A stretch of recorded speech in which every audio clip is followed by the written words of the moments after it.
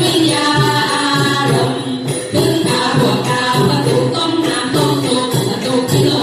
อยู่ตามโลกของความรักผู้คนกระจากหลับไม่ทิ้งตำบลวันนี้สุขีลื่นลมเพ่งป้าเพ่งป้า